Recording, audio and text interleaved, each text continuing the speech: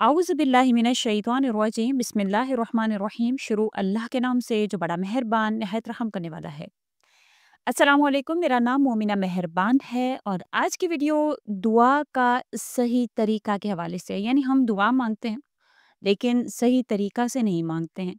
तो इंशाल्लाह आज मैं आपसे वो तमाम तर तरीक़ाकार जो कुरान और हदीस में है, वो मैं आपसे ज़िक्र करूँगी। देखें, हम एक ख़त लिखें और उसका एड्रेस गलत लिख दें, तो क्या वो आपके मतलूबा पता पर पहुँच सकता है? ऐसा नहीं हो सकता है। तो दुआ का भी एक तरीक़ाकार है जो नबी करीम सल्लल्लाहु अलैहि वसल्लम से मनक़ूल है। जब तक हम सही तरीक़ा से दुआ माँगेंगे ही नहीं, तो हमारी दुआ किस तरह से कबूल होगी? तो बेशक आप इस वीडियो को एंड तक देखिएगा। इसमें चंद ईमान अफ़रोज़ वाक़यात हैं जो आपके ईमान को इंशाअल्लाह ताला ताज़ा करेंगे, आपके दिल को मुनव्वर करेंगे। अल्लाह करीम आप पर मेहरबान हो। कभी आपने सोचा है कि एक आँसू, एक आह, एक टूटा हुआ दिल अल्लाह के दरबार में कितनी बड़ी फ़रियाद बन जाता है? यही तो दुआ है, रब से वो बात कहना जो किसी से कही नहीं जा सकती। अल्लाह से माँगने का अगर सलीका हो तो वो ख़ामोशी को भी सुन लेता है। अगर दिल में यकीन हो तो बंद तकदीरें भी खुल जाया करती हैं। ये जो रात की तन्हाइयाँ होती हैं ना, यही रब से बातें करने का वक़्त होता है, जहाँ ना कोई शोर होता है, ना दिखावा होता है, बस दिल होता है, आँख होती है रोने वाली और फिर सजदा होता है। नबी करीम सल्लल्लाहु अलैहि वसल्लम ने फरमाया है कि अल्लाह से दुआ मांगा करो और कबूलियत का यकीन रखा करो और ये ना कहो कि मैंने दुआ की लेकिन कबूल नहीं हुई। यानी इंसान की जो दुआ का सबसे पहला जो चीज़, जो इंसान के दुआ मांगने का जो सबसे पहला सलीका है, जो तरीका है, वो ये है कि इस यकीन से दुआ मांगे कि मैंने हाथ उठाए हैं तो इंशाअल्लाह अल्लाह करीम मेरी झोली खाली नहीं लौटाएंगे। नबी करीम सल्लल्लाहु अलैहि वसल्लम ने इरशाद फरमाया है कि जब तुम में से कोई भी दुआ करे तो पहले अल्लाह की हम्द व सना बयान करे, फिर नबी करीम सल्लल्लाहु अलैहि वसल्लम पर दरूद भेजे, इसके बाद जो चाहे मांगे। यानी कि अब पहला तरीका, दिल में यकीन होगा। आप बैठेंगे, दुआ के लिए हाथ उठाएंगे, दिल में यकीन होगा कि मेरा अल्लाह जो है वो मेरी दुआ सुनेगा। उसके बाद दूसरे स्टेप पर हम बढ़ते हैं कि हमने बावुज़ू भी हैं हम। अब हमने अल्लाह ताला की हम्द व सना बयान करनी है, यानी अल्हम्दुलिल्लाहि रब्बिल आलमीन पढ़ लें आप। तो उसके बाद आप नबी करीम सल्लल्लाहु अलैहि वसल्लम पर दरूद व सलाम भेजेंगे। अब तीसरे नंबर पर आपकी दुआ में आजिज़ी और इनकसारी होनी चाहिए। यानी कि कुरान में अल्लाह ताला सूरह आराफ में आयत नंबर 55 में फरमाते हैं, अपने रब को आजिज़ी और चुपके-चुपके पुकारो, बेशक वो हद से बढ़ने वालों को पसंद नहीं करता है। तो तीसरे नंबर पर हम आजिज़ी और इनकसारी के साथ अल्लाह से दुआ माँगेंगे। अब चौथे नंबर पर हमने गुनाहों का एतराफ़ करना है और मुआफ़ी की दरख्वास्त करनी है।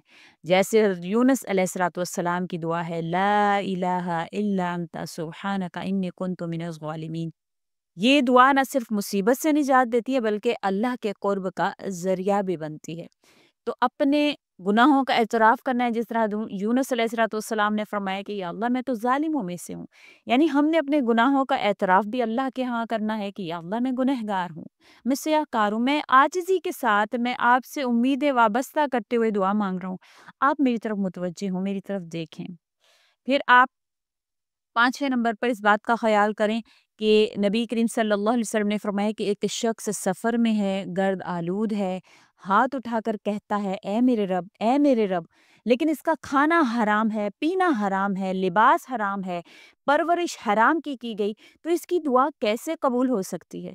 तो यानी कि अपने रिज़्क को हलाल बनाने पर आपकी दुआ फ़ौरन से कबूल होती है। ये गौर कीजिए कि कहीं मेरा कोई रिज़्क हराम तो नहीं आ रहा मेरे घर में।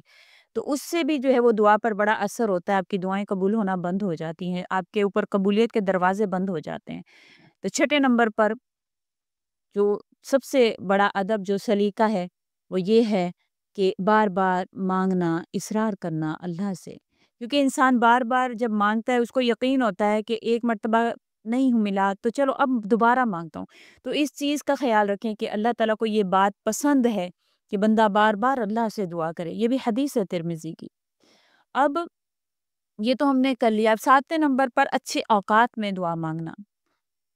अच्छे औकात कौन-कौन से हैं जो हदीस में ज़िक्र हुए हैं, दुआ की कबूलियत के लम्हात जो हदीस में ज़िक्र हुए हैं, वो है सहरी का वक़्त, अज़ान और अकामत के दरमियान का वक़्त, जुमा के दिन असर के बाद का वक़्त, بارش کے وقت، سجدے کی حالت میں، روزہ دار کے لیے افطار کے وقت، یہ تمام تر اوقات ہیں، ان میں سے کسی بھی وقت میں آپ اللہ تعالیٰ سے دعا کریں، اللہ تعالیٰ آپ کی دعا کو انشاءاللہ خالی نہیں لوٹائیں گے۔ اب 8ویں نمبر پر کیا کرنا ہے کہ دوسروں کے لیے بھی دعا کرنی ہے۔ نبی کریم صلی اللہ علیہ وسلم نے فرمایا جب کوئی مسلمان اپنے بھائی کے لیے بغیر اس کے علم کے دعا کرتا ہے تو ایک فرشتہ کہتا ہے آمین، اور تمہارے لیے بھی ویسا ہی اللہ قبول فرمائے۔ یہ بھی مسلم شریف کی حدیث ہے۔ تو دوسروں کے لیے بھی دعا کریں، دوسروں کی بھی خیر خواہی چاہیں، دوسروں کا بھی بھلا چاہیں، یہ بھی آپ کی دعا کو فوراً سے قبول کرنے میں مددگار ثابت ہو سکتا ہے۔ اب 9ویں نمبر پر آپ نے کیا کرنا ہے کہ بلند آواز میں نہیں بلکہ آہستہ آہستہ دعا مانگنی ہے، جیسے اللہ تعالیٰ نے سورہ اعراف میں فرمایا آیت نمبر 55 میں، اپنے رب کو عاجزی اور خاموشی سے پکارو، چپ کے پکارو۔ بے شک وہ اللہ تعالیٰ چپ کے پکارنے والوں کو پسند کرتا ہے، یعنی اللہ تعالیٰ آہستگی سے پکارنے والوں کو جو چپ کے اللہ کی یاد میں مشغول ہوتے ہیں، اللہ ان کو پسند فرماتا ہے۔ تو آہستہ آواز میں اللہ کے آگے گڑ گڑا کر رو کر دعا مانگیں۔ اب اس کے بعد 10ویں نمبر پر جو سب سے اہم چیز ہے وہ یہ ہے کہ نیک اعمال کے بعد دعا کرنا، یعنی نماز پڑھ لیں، نماز کے بعد روزہ میں صدقہ یا کسی نیکی کے فوراً بعد کی گئی دعا بھی بڑی مؤثر ثابت ہوتی ہے۔ جب بندہ رو کر اپنے رب کو پکارتا ہے تو فرشتے رک جاتے ہیں، قلم تھم جاتے ہیں، آسمان کی بلندیوں سے آواز آتی ہے کہ میرے بندے کی دعا کو میں نے قبول کر لیا۔ وہ اللہ جو مچھلی کے پیٹ میں یونس علیہ السلام کی آواز سن لے، جو حضرت زکریا علیہ السلام کو بڑھاپے میں بیٹا دے، جو حضرت مریم علیہ السلام کو بغیر شوہر کے عیسیٰ علیہ السلام عطا کرے، کیا وہ آپ کی دعا نہیں سن سکتا؟ یہ دعا صرف الفاظ نہیں ہے، یہ وہ آنسو ہیں جو دل سے نکل کر عرش تک جاتے ہیں اور وہاں رب انہیں اپنے کرم سے لپیٹ کر واپس لوٹاتا ہے۔ جب سلیقہ ہوگا، جب طریقہ ہوگا تو ہماری دعائیں بھی عرش معلیٰ تک پہنچیں گی، ہماری دعائیں بھی اللہ کریم قبول فرمائیں گے۔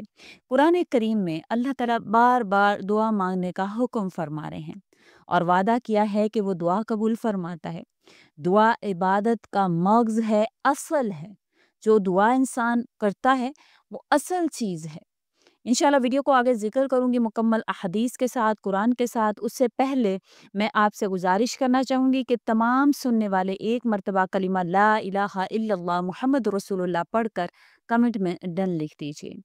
بے شک جو بھی آپ اپنے دل میں خواہشات رکھتے ہیں ان کی قبولیت کو آپ مختلف واقعات سے اگر دیکھتے ہیں کہ اللہ کریم نے کس طرح سے انبیاء کی مدد فرمائی، کس طرح اللہ نیک لوگوں کی مدد فرماتے ہیں، تو ان میں سب سے جو سہر فہرست ہے زکریا علیہ السلام کی دعا کا واقعہ ہے۔ زکریا علیہ السلام ایک نبی ہیں اللہ کے۔ ان کی عمر بہت زیادہ ہو چکی تھی، بال سفید ہو گئے، ہڈیاں کمزور ہو گئی، ان کی بیوی بانجھ بچوں سے محروم تھی۔ اس کے باوجود ان کے دل میں خواہش تھی کہ اللہ انہیں نیک اولاد عطا فرما دے جو ان کے بعد دین کا کام کرے۔ ایک دن وہ مریم علیہ السلام کے حجرہ میں گئے، وہاں دیکھا کہ بے موسم پھل موجود ہیں۔ پوچھا اے مریم یہ کہاں سے آیا؟ مریم علیہ السلام نے جواب دیا یہ اللہ کے پاس سے ہے، بے شک اللہ جسے چاہے بے حساب رزق دیتا ہے۔ یہ سورہ آل عمران کی آیت نمبر 37 ہے۔ یہ سن کر زکریا علیہ السلام کا دل دعا کی طرف جھک گیا۔ اسی وقت اسی جگہ انہوں نے ہاتھ اٹھائے اور دل سے دعا کی، اے رب مجھے اپنی طرف سے ایک نیک اولاد عطا فرما، بے شک تو ہی دعا سننے والا ہے۔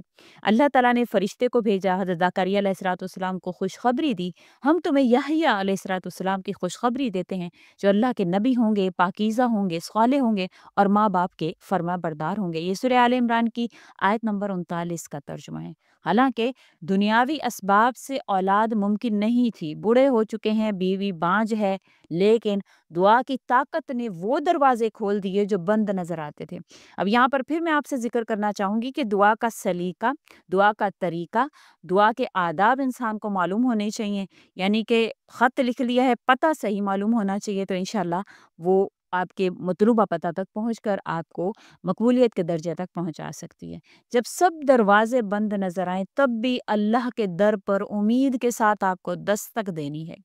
کبھی یہ نہیں سوچنا چاہیے بہت دیر ہو چکی ہے، اللہ کی رحمت کبھی دیر نہیں کرتی ہے۔ سچی نیت، عاجزی، یقین کے ساتھ کی گئی دعا تقدیر بھی بدل سکتی ہے، جیسے کہ ایسے ایک واقعہ یونس علیہ السلام کا ہے۔ اور یونس علیہ السلام اپنی قوم سے ناراض ہو کر بغیر اللہ کے حکم کا انتظار کیے بغیر بستی چھوڑ کر چلے گئے۔ راستے میں جس جہاز پر سوار ہوئے وہ طوفان کا شکار ہوا، پھر طوفان آیا۔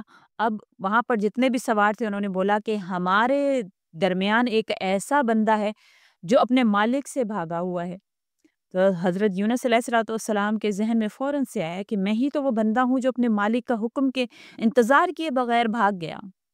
اب قرآن دازی انہوں نے کی، انہوں نے کہا ویسے تو کسی ایک کا نام ہم تجویز نہیں کر سکتے، اب انہوں نے قرآن دازی کی، ہر مرتبہ قرآن دازی میں آپ کا نام نکلے، اب آپ نے لباس بڑا عمدہ پہنا ہوا ہے، وہ ان کو شکل سے یا حلیہ سے وہ غلام تو نہیں لگ رہے تھے، لیکن جب ہر مرتبہ قرآن میں آپ کا نام آیا تو انہیں سمندر میں پھینک دیا گیا۔